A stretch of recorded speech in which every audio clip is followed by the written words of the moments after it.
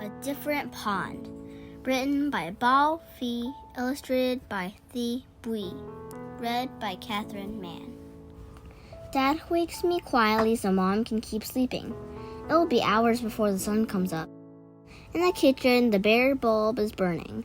Dad has been up for a while, making sandwiches and packing the car. "Can I help?" I ask. "Sure," my dad whispers and hands me the tackle box. The streetlights look brighter and the roads aren't so busy before the sun comes up. Dad turns on the heater and tells me stories. A kid at my school said my dad's English sounds like a thick, dirty river. But to me, his English sounds like gentle rain. We stop at the bait store on Lake Street. It always seems to be open.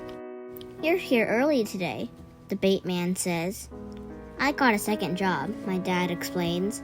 "I have to work this morning." "On a Saturday?" the bait man asks. My dad nods. I feel the bag of minnows move. They swim like silver arrows in my hands. It's so dark when we get to the pond.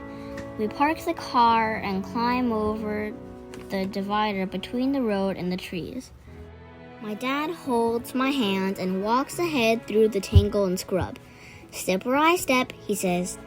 I am thinking about what Dad told the bait man. "If you got another job, why do we still have to fish for food?" I ask. "Everything in America costs a lot of money," he explains. I feel calluses on his hand when it squeezes mine. Sometimes a Hmong man is at the pond. He speaks English like my dad and likes to tell funny jokes. Sometimes there is a black man there too. He shows me his colorful lure collection. This time, it is just me and my dad. It is a little bit cold. I rub my hands together, yawn, and look up to see faint stars like freckles. As Dad sets up in a clearing, I gather small thin twigs for a fire. They need to be dry and clean. I count.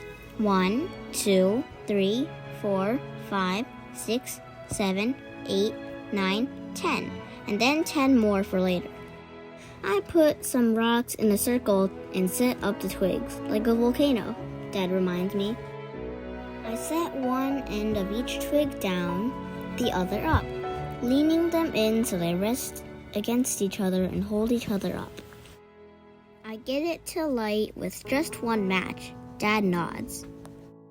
"You want to put a minnow on the hook?" Dad asks.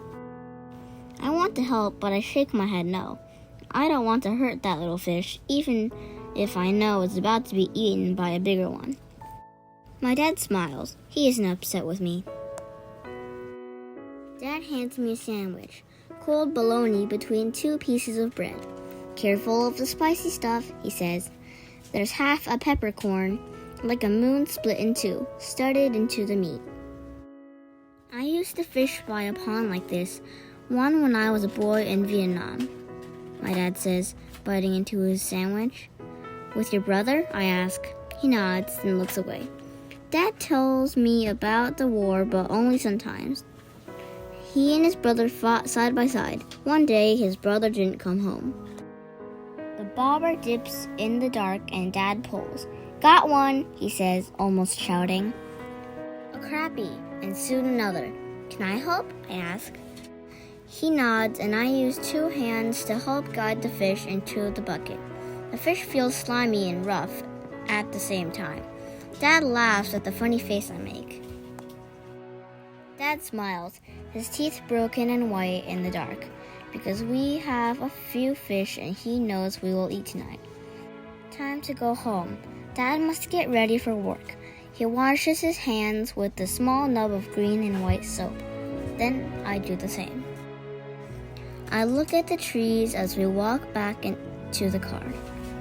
I wonder what the trees look like at that other pond, in the country my dad comes from. By the time we get home, the sunlight coming through the windows is just a faint tint, blue and gray instead of gold.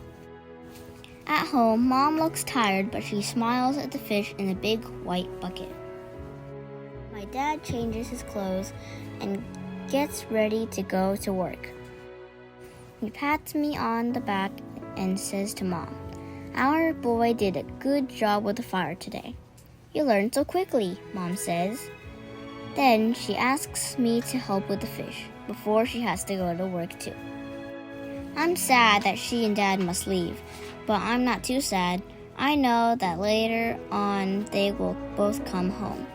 Look after your baby brother, Mom reminds my brothers and sisters. She means me. Then she gets on her bike and goes to work. I am not a baby, I think to myself. I helps catch dinner. Tonight, when we are all home, Dad will put the rice in the cooker, and Mom will fry the fish on both sides until they're crispy. I will bring out a jar of fish sauce that has flecks of chili pepper and carrots floating on top. At the table, my brothers and sisters will tell funny stories. Mom will ask about their homework.